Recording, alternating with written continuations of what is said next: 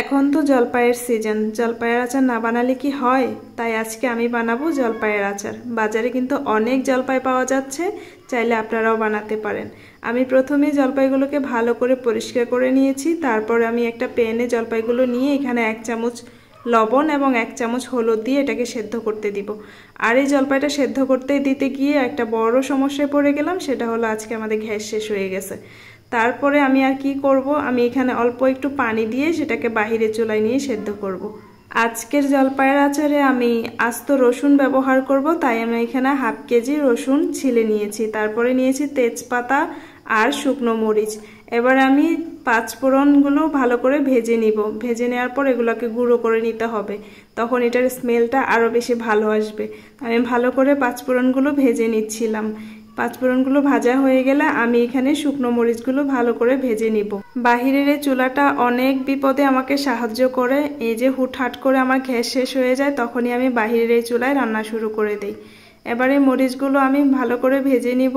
তারপর এদিকে জলপাইগুলো সেদ্ধ হয়ে গেছে, এগুলোকে আমি একটা বড় পাতিলে ঢেলে নিব, কারণ এগুলো ঠান্ডা হলে এগুলোকে ভালো করে চটকে নিতে হবে। এখানে আমি 5 কেজি জলপাই নিয়েছি, কারণ আমি পরিবারের অনেকজনকে জলপাইয়ের আচারটা দিব, তাই আমি বেশি করে বানানোর চেষ্টা করেছি। তো জলপাইয়ে যে পানিটা আমি দিয়েছিলাম সেই পানিটা আমি ফেলে দিচ্ছি। এইবার জলপাইটাকে আমি ভালো করে চটকে নিব।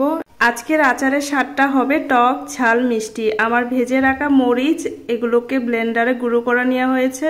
তারপর আমি একটা চুলায় বড় পাতিল বসিয়ে দিলাম, দিয়ে দিলাম সরিষার তেল আর দিয়ে দিলাম আস্ত রসুনগুলো। তারপর এখানে আমি 20টার মতো এলাচ দিয়েছি, তেজপাতা দিয়েছি। তারপরে আমি এখানে দিয়ে দিলাম শুকনো মরিচ আর কিছু গোলমরিচ, লবঙ্গ। এবার আমি দিয়ে দিব ভেজে রাখা 5 ফোড়নের গুঁড়ো। সবকিছুই মোটামুটি দেয়া হয়ে গিয়েছে। এখানে আমার দারচিনি ছিল না, তাই আমি সেটা দিতে পারিনি। তো যেটা ছিল না সেটা ছাড়াই আচারটা মজা করে করার চেষ্টা করব। এইবার আমি এখানে দিয়ে দিব ভেজে রাখা গুঁড়ো মরিচগুলো, দিয়ে ভালো করে নাড়াচাড়া করতে হবে যাতে পুড়ে না যায়। আর এটা তো লাকড়ির চুলার আগুন, আমি চাইলেও কমাইতে পারবো না। এবার এখানে দিয়ে দিব চটকে রাখা জলপাইগুলো। একে একে সব জলপাই এখানে আমি দিয়ে দিব। তারপর জলপাইগুলো যাতে পুড়ে না যায় নাড়তে থাকতে হবে। তো আমি এবার ভালো করে মশলার সাথে জলপাইগুলোকে মিক্স করে নিচ্ছি। এভাবে করে বারবার নাড়াচাড়া করতে হবে। প্রায় 20 মিনিটের মতো এভাবে নাড়াচাড়া করতে করতে একটা সুন্দর কালার চলে আসবে। তারপরে আমি এখানে দিয়ে দিলাম 1 কেজি চিনি।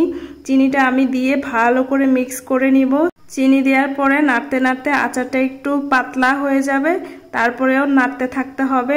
আর আরও প্রায় 10 থেকে 15 মিনিটের মতো এভাবে চুলার আঁচটা মিডিয়ামে রেখে নাড়াচাড়া করতে হবে। তারপর আস্তে আস্তে আচারের ঘনত্বটা আসবে আর সুন্দর একটা কালার আসবে।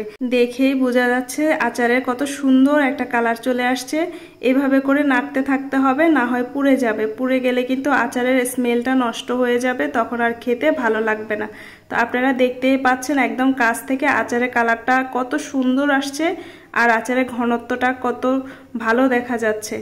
আচারটা খেতে কেমন সেটা আপনাদেরকে দেখাচ্ছি।